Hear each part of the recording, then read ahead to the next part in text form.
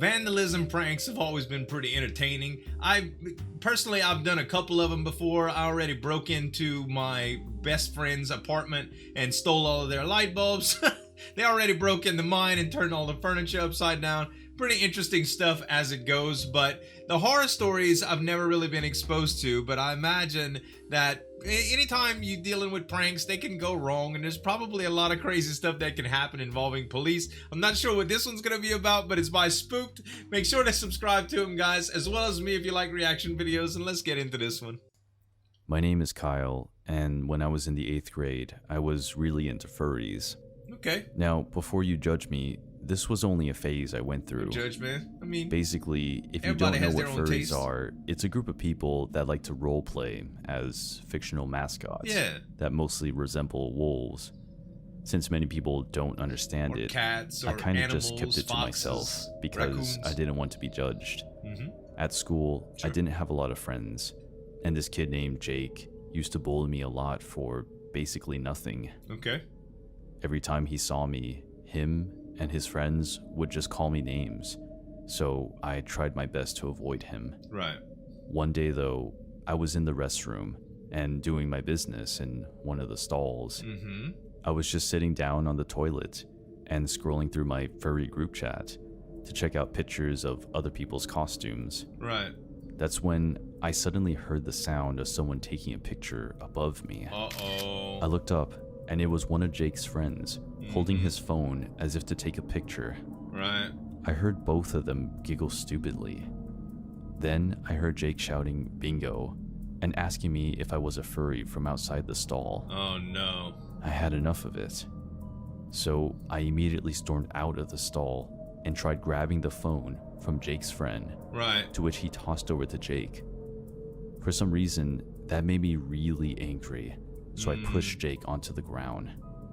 This caused him to stumble and drop his phone on the floor. I was scared of Jake getting back up to do something to me, right, so I ran out of the bathroom. Good job. But as I left, he just looked at me in shock, as if he didn't expect me to get physical. Ah. I also heard him shouting that it broke his phone. Good. But I just ignored him. Good. And thought nothing of it, because it was more so his fault that he dropped his phone. And later that day, we had math class together, he was provoking. And he just kept staring at me for almost the entire class. I didn't really look at him in return, and tried my best to make it look like I was focused on what the teacher was saying. He was a bully. He was heartbroken, right? But at the end of class though, as I walked past his desk to leave the class, he told me I was about to regret it. Uh-oh. I just ignored him and went on with my day. He's just fuming. And I eventually made it home safe. Right. That night though, I remember having trouble sleeping.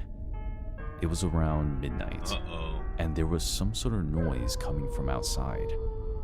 It was like wolf sounds. What the hell? Oh my. I immediately get up and kind of walk around the house to find out where the sound is coming from. They're As I do acting so, like furries I outside. found out it's coming from the garage. Was this some sort of raccoon? As I get closer to the garage door, though, I realize the wolf sounds a little bit off, as if they were almost as if they were pre-recorded and playing from some sort of speaker or something. Oh, okay. I open the door, and it's too dark to make out anything.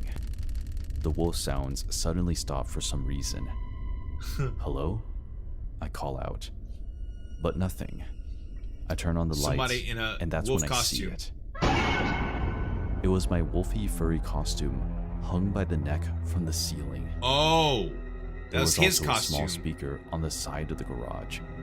The rest of the garage was empty, so I carefully approached the costume. Right. I carefully turned it around, and there was something written in what looked to be blood. "This is you tomorrow," was written on the back. What the hell? I didn't take a picture of this because it was too gory to show.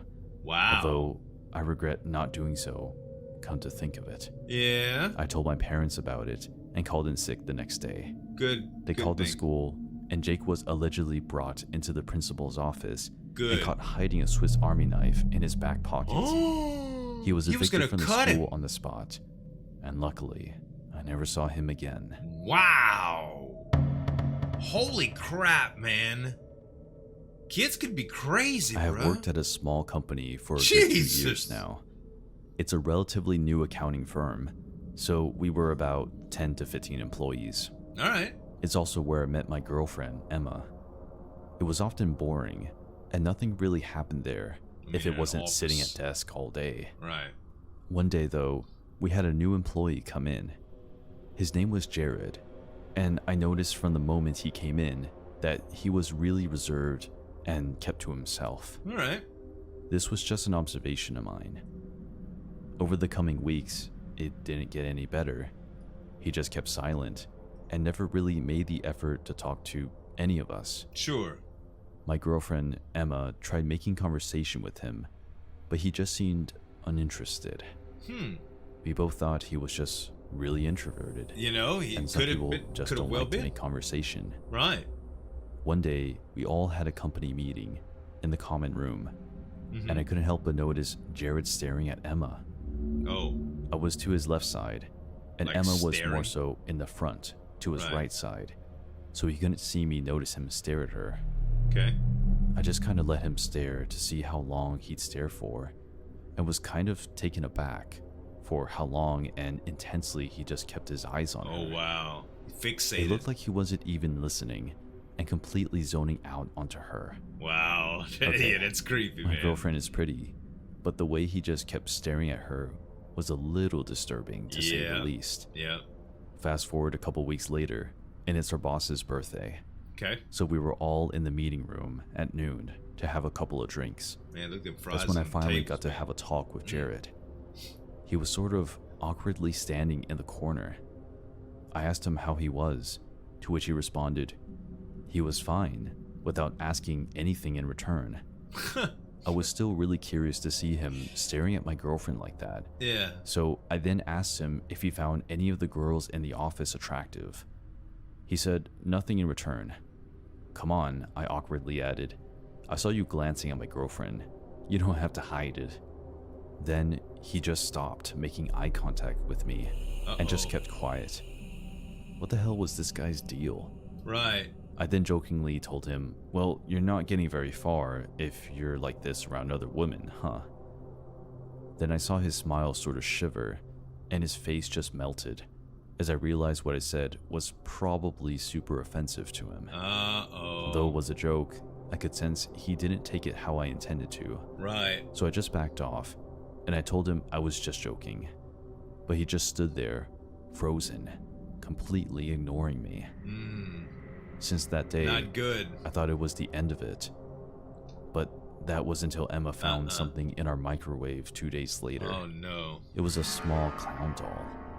I asked her if it was hers, That is creepy to which she replied as that hell. it wasn't, and that she had no idea where it came from.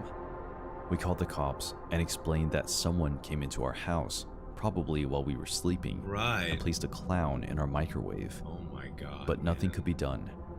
They said there was no physical harm that happened to anyone, so there was nothing they could do besides telling us to lock our doors at night and call them again if anything happens. Oh, my goodness. The next bro. day, Jared wasn't at the office.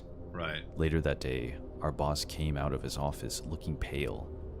He announced happened? that Jared was arrested for allegedly being responsible for the disappearance of a female coworker at his old job. He didn't tell us more though. I later did my research online. Oh, my goodness. I came across a news article saying that Jared murdered his coworker and friend back when he was working in a circus 11 years ago. The article then mentioned something that sent shivers down my spine. His apartment was decorated with clown dolls everywhere. They searched on his computer and found what seemed to be pictures of women taken from around the office. I'm glad they found this seriously twisted guy. Goodness. And even more thankful for the fact that had he not been arrested, me and my wife would probably have been ended up murdered as well. Wow. Can you imagine finding out the weird guy or gal at work was actually a murderer? And you had a bad feeling about it, but now it is just me. Oh my God, dude. I'm so glad they came out all right. This is crazy though, bro. Like, Crazy people are crazy, y'all. Oh, shit. Jeez. I don't even know how to react to this. Wow, guys. Spooked. Always an amazing story. Thanks so much for watching, guys. Make sure to subscribe to Spooked and me if you like reaction videos. We'll see you next time.